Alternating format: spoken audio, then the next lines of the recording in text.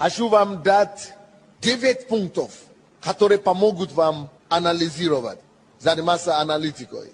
9 пунктов, которые позволят вам быть думающим человеком. Анализирующий, думающий, можно думающий. Первое, для того, чтобы иметь аналитическое мышление, нужно, чтобы у нас была ясность. Мы должны иметь 9 присущих характеристики. Должно быть 9 присущих пунктов, чтобы сказать, что человек думающий.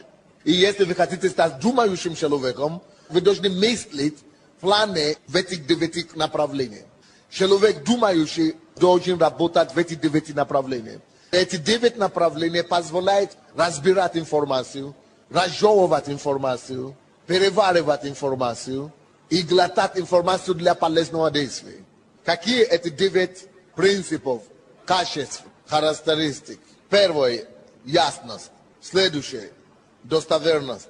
Следующее – точность. Следующее – актуальность. Следующее – глубина. Следующее – разносторонность. Следующее – логика.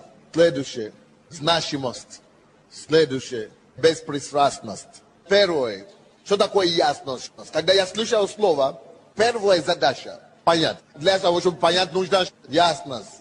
Ясность – это доходчивость, понятность и четкость. Какие вопросы помогают нам разбирать эту тему? Если мы говорим о ясности, это доходчивость, понятность, четкость. Какие вопросы сюда входят? Это первый вопрос. Человек этот может объяснить побольше. Можете ли вы дальше объяснить? Если я хочу понять ясность, чтобы была ясность, объяснить еще больше. Второй.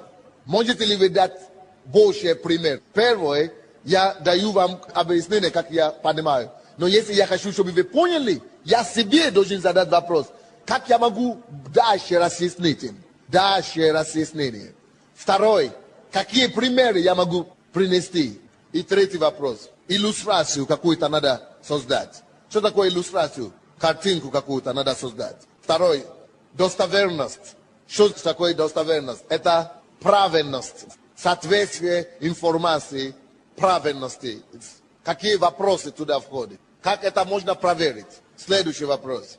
Как мне знать, если это правда?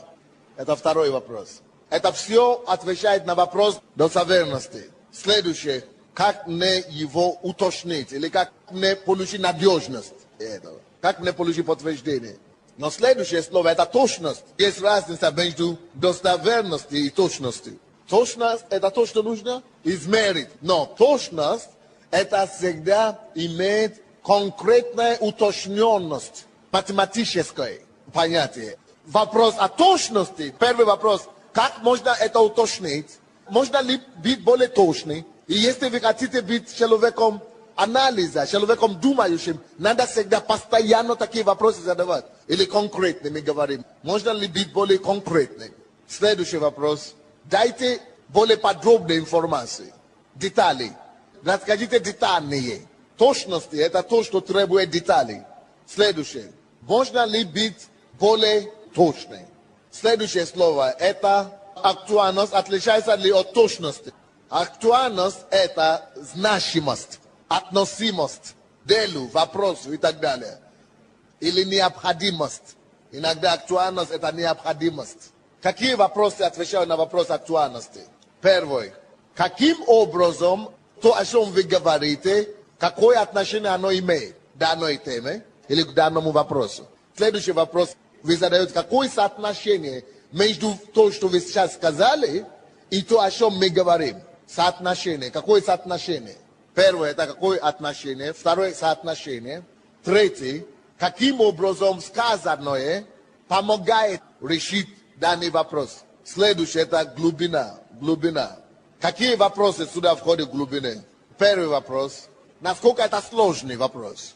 Глубина определяет сложность вопроса. Во-первых. Следующее. Глубина, можно задать вопрос, какими трудностями мы будем сталкиваться. Когда вы начинаете копать глубину, вы начинаете видеть глубже. Это надо выяснить, какие проблемы, какие трудности, какие сложности. Следующее. С чем нам придется сталкиваться? Разносторонний подход. Разносторонность. Что такое разносторонность? Это кругозор взглядов, широта. Первый вопрос. А как это будет выглядеть с другой стороны? Следующий вопрос.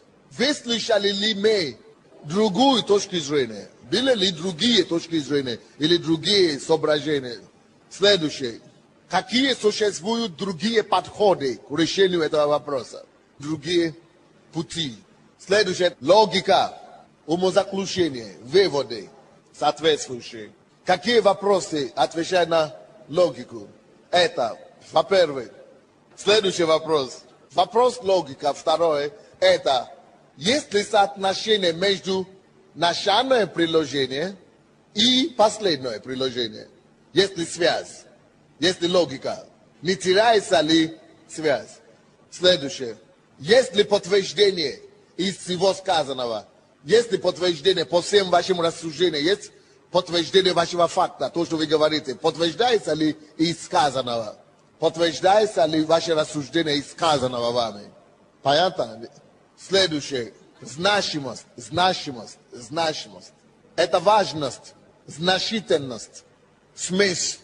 Какие вопросы сюда отвечают? Если мы говорим о значимости, то, о чем мы сейчас говорим, это самое важное.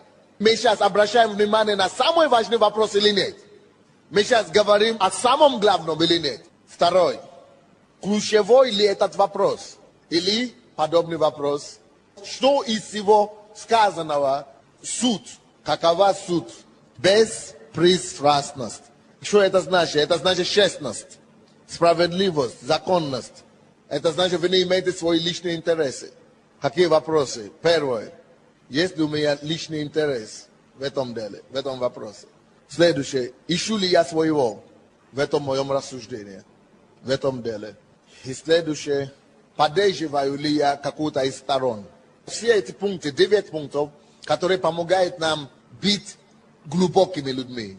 Глубоко думать и анализировать все. Вокруг нас, события. Это все начинается с слова, но это не заканчивается на слова. Это на жизнь можно так интерпретировать. Это на отношения с людьми. Это на поступки наши. Это мои отношения, полное, подробно, как это все применять. Ясность. Если говорить о ясности, это значит, что прежде чем говорить, должен удостовериться в том, что непонятно, о чем я хочу говорить. И что слова, которые выйдут с моих уст, слова, которые я выскажу, будут легко воспринимаемы и легко доступно, понятно будет оно всем. То есть я должен сначала собрать свои мысли, выстроить свои мысли, внутри себя прокручивать все мои мысли несколько раз и быть уверен, что мне самому ясно, понятно, выстроено мои мысли. И что я смогу его видеть вот так, чтобы людям осталось только глотать это дело. Я могу передать мои мысли, потому что я думаю, прежде чем говорить. И многие люди не думают. Многие люди в основном говорят в общем. И потом оставляют, что вы уловили сами, догадались, что там будет. Потому что они не обращают внимания на слова. Твои слова должны быть каждое слово продуманное, прежде чем вообще открыть свои уста. И когда мы слышим людей так же самое, вы должны сосредоточиться на то, понимаю ли я, что он пытается говорить. Ясно ли я понимаю, правильно ли я понимаю. И когда вы не понимаете, что человек говорит, задавайте соответствующие вопросы. Вот эти вопросы, которые я вам сказал, о ясности. Я не понимаю, дайте мне больше разъяснения. То есть эти все три вопроса. Задавайте людям, чтобы помочь им быть более ясно. Достоверность. Достоверная информация – это, когда я убеждаюсь в себе, что слово, которое я несу, это правда, истина. Это значит, это слово лишено ошибок и заблуждений. Это слово лишено всякой погрешности. Это оттуда рождаются слухи. Недостоверная информация. Недостоверная. И вы знаете, как это называется недостоверная информация? И мы все являемся с вами распространителями слухов. И чтобы не стать агентами по распространению слухов, надо над собой же работать. Что все, что я говорю, и все, что я слышу, это достоверно. И все, что я считаю, я должен искать достоверности. Человек, который ищет достоверность информации, глубоким человеком, аналитическим человеком, человек, который ищет ясность. Хотите, не хотите, это будет глубокий человек. Если он постоянно ищет ясность слова, если мы хотим быть глубокими людьми, аналитическими, надо поставить перед собой постоянно вопрос ясности. Мы все слышим что-то, и мы думаем, ну, понимаю, я так понял. Но если мы действительно думающие люди, мы будем искать ясности. Вплоть до того, чтобы подойти потом человеку и спросить, где ты это имел в виду, так это есть на самом деле нет. А потом, если человек также будет человеком достоверности, значит, что он будет искать информацию, что действительно так оно и есть, или не так оно и есть на самом деле. Мы все такие. Мы не обращаем на это внимание. Но есть у кого это очень много, большой процент, у кого-то маленький процент. Но у всех нас есть маленький или большой процент. Но чтобы быть глубокими людьми, людей большой буквы, если мы даже возьмем один из этих пунктов, вы уже будете лучше, чем среднестатистических людей. То есть ясность, искать постоянно ясности. Того, что вы слышите. А потом достоверность. А достоверные люди, это люди, которые все проверяют. Все информации, которые к ним приходят, пока сами не убедятся, пока не проверят, они не берут в это. Они даже его не воспринимают всерьез. Достоверность. Давайте мы будем достоверными людьми. Тогда мы будем людьми качества. Тогда сразу уходит поверхностность. Представьте себе, если человек нацелен на достоверность, и на ясность слышанной информации, будет ли у него поверхностное отношение или нет. Нереально. Поработайте, чтобы у вас было хотя бы 2 из этих пунктов. Или 3. Следующее. Точность. Что такое точность? Это значит, что я хочу владеть и иметь информацию до позволенной уровня, но деталей. Ты не можешь иметь все детали. Невозможно. Не у всех людей нет возможности все детали иметь. Но надо заботиться о том, что я разбил все мои слова, которые я говорю, до мельчайших деталей. Если вы будете заботиться о том, чтобы разбивать ваши мысли, ваши слова до мельчайших деталей, а также все, что вы слышите, считаете, разбирать у себя в голове до мельчайших деталей, вы будете человеком потрясающего качества. Представьте себе, все, что вы принимаете, считаете, и тем более говорите или несете, разбирать это до возможных уровней деталей. А как к этому прийти? Благодаря этим вопросам. Следующее. Актуальность. Значит, все, что я буду говорить, должно помочь делу. Оно должно иметь отношение к делу. Говорю только то, что актуально данной теме, актуально данной проблеме. Я не буду говорить то, что не имеет суть, который не несет суть и отношение к данному вопросу. Или все, что я слышу, это имеет отношение к тому, к чему я ищу или нет. Почему люди катаются по интернету? Прихожу в интернет и нажал на ссылку какую-то, которую я ищу, я нашел. А потом справа и слева масса информации, 10, 20, и все мигает на меня. Но это не актуально к моей теме. Это ко мне не имеет отношения. Это не имеет отношения к данному вопросу, данной проблеме, которой я сейчас занимаюсь. Если я начну туда-сюда, это не должно быть. Потому что люди не думают. Люди не контролируют себя. У них в голове каша.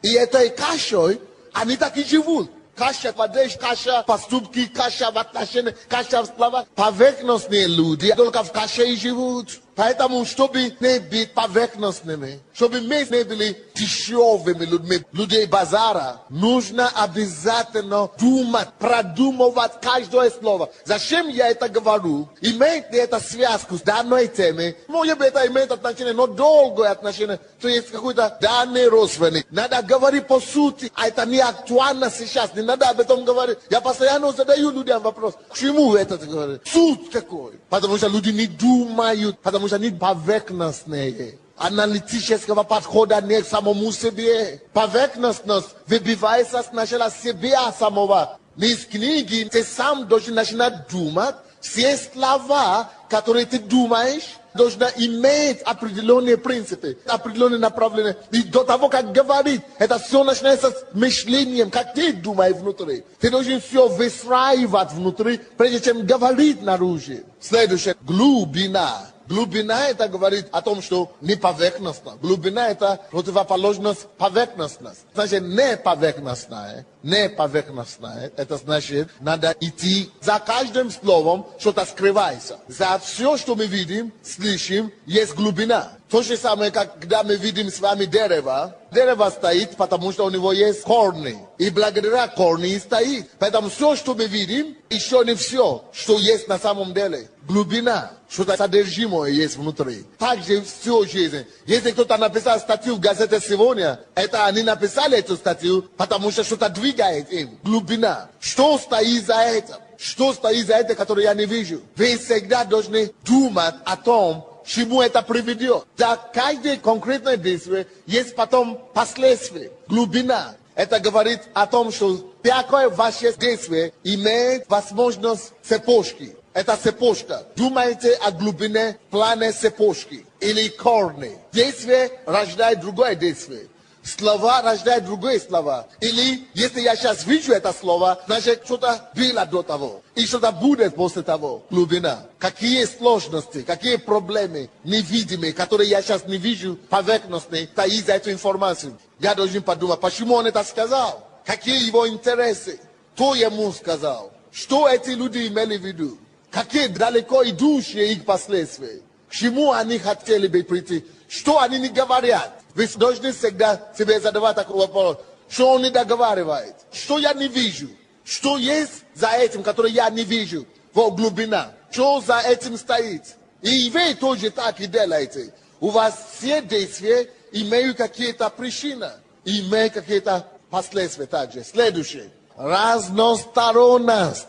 Разносторонность. Разносторонность. Разносторонность. Что это? Как нам это применять в аналитическом мышлении? Это значит, надо обязательно доказывать свои слова, свои точки зрения разными подтверждениями. Я должен иметь разные подтверждения, разные точки зрения. Я не принимаю решение только с одной точки зрения. То есть я не считаю только с одним аргументом.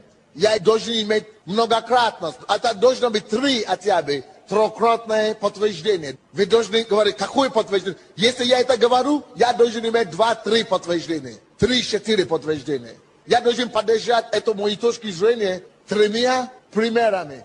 Аналитическая поверхностность. Это бич нашего общества. Это влияет на отношения с Богом. Это влияет на отношения в обществе, в семье. Это значит, я должен 3 точки зрения со 3 сторон. Все мои мысли. Представьте себе, что мы с вами начнем так мыслить. Все мои слова, которые я говорю, я подтверждаю 3 точками зрения со всех сторон. С этой стороны посмотри. Потому что люди все разные. Одни из них так воспринимают информацию. А другие вот так воспринимают. А третьи вот вообще еще так. Поэтому я должен уметь хотя бы как минимум 3 разносторонность преподнести эту информацию. Поэтому также, когда вы слышите информацию, вы должны всегда стараться интерпретировать его трехсторонно. Не просто думать, это то, что он имеет в виду, все, только так. Нет. Все, что вы слышите по телевизору, читайте в книге, Библии, может быть так воспринято. Или вот так может быть воспринято. Или вот так может быть воспринято. Ты должен всегда искать разносторонность. Это то, что делает голова работать. Это то, что тебя делает актуальным. Это то, что тебя делает грамотным. Это то, что тебя делает современным, думающим, независимым, зрелым человеком. Оттуда приходит зрелость. Это только дети или тупые люди. Им говорят, они все глотают и не имеют свое мнение. Разносторонность. Дальше. Логика. О чем логика? Логика говорит о том, что нет противоречий в том, то, что я говорю. Или в том информации, которую я слышу. О том, что частями они не бьют друг друга. Они не сталкиваются с друг другом. Я не говорю слова или факты, которые имеют конфликты с друг другом. Которые не списываются. Которые противоречат друг друга. Которые расходятся. То есть информация не должна расходиться друг другом. Или главное мои мысли. Логика, это значит, я выстраиваю в начале И поддерживаю то, что я сказал в начале в середине, упоминаю, а потом в протяжении всей мысли моей постоянно напоминаю те же самые мысли. Я держу линию. Логика – это когда вы умеете держать линию, то же самое. Вы не выпрыгиваете с одной на другой. Вы не вспоминаете и то, и другое, и то, и другое, и третье. В моем рассказе я должен держать линию того, чтобы я рассказал о том, с чего я начал, то и должен держаться до конца. Должна быть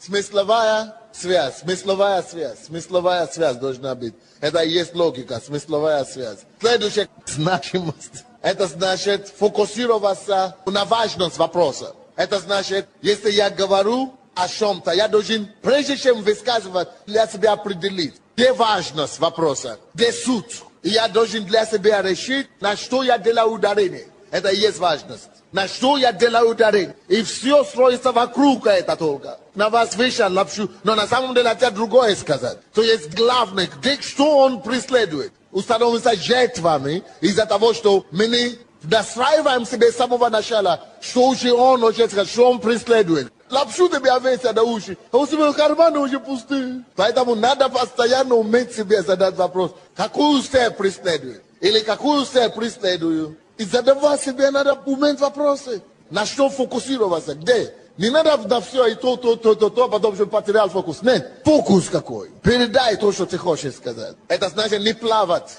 и не принимать плавание других. Фокусируйся на суть. Последнее, беспристрастность. Я не ищу своего. И я не занимаю позицию кого-то. Я не занимаю чьих-то сторон рассуждения. Когда я рассуждаю, я не занимаю чьих-то сторон. Я не имею предвзятость или предубеждение. Я не имею предубеждения или предвзятость. Я не имею предвзятость или предубеждение. Это важно. Если я буду иметь предвзятость и предубеждение, тогда никогда я не смогу быть правдивой и истинной. Я буду вам давать 9 местописаний по каждому из этих, и вы должны мне доказать каждый пункт. Допустим, согласно Псалом 18, с 1 по 5 стихи, вы должны показать и доказать, что этот певец, он ясно выражает свои мысли. И какую это мысль, которую он выражает ясно. И вы должны это доказать, почему именно эту мысль. И почему это считается, это, что он ясно его высказывает. Следующее. Достоверность. По достоверности Евангелие от Луки, 4 глава, 18-19 стихи. Вы должны доказать, что то, что Иисус сказал, есть достоверность там. И почему вы считаете, что это достоверная информация? Следующее. Точность. Деяния апостолов, 10 глава, 26 по 29 стихи. Вы должны доказать точность. Или наоборот, то, где нет точности в этой информации. Во всех тоже. Или наоборот. И вы должны доказать, почему нет точности. Или наоборот, почему точность есть. Следующее. Марка, 1 глава, 40 по 44 стихи. Это актуальность. То же самое доказать. Насколько это актуально. Есть ли актуальность в этой истории или нет. Следующая информация – это глубина. Матфей, 26 глава, 50 по 54. А сейчас разносторонность. Разносторонность. Псалом 81. 81 Псалом. Весь Псалом вы должны доказать, что здесь есть разносторонность. И в чем это разносторонность? Или если наоборот нет, докажите, почему нет. Следующая логика. Евангелие от Иоанна, 5 глава, 19-20 стихи. Докажите, где логика или где ее нет. Значимость. Значимость. Матфей, 20 глава, 25 стиха по 28 стихи. Где здесь значимость или где ее нет. Беспристрастность. Беспристрастность. Евангелие от Луки, 4 глава, 2 по 12 стихи. Это уже новый уровень для нас, как церковь.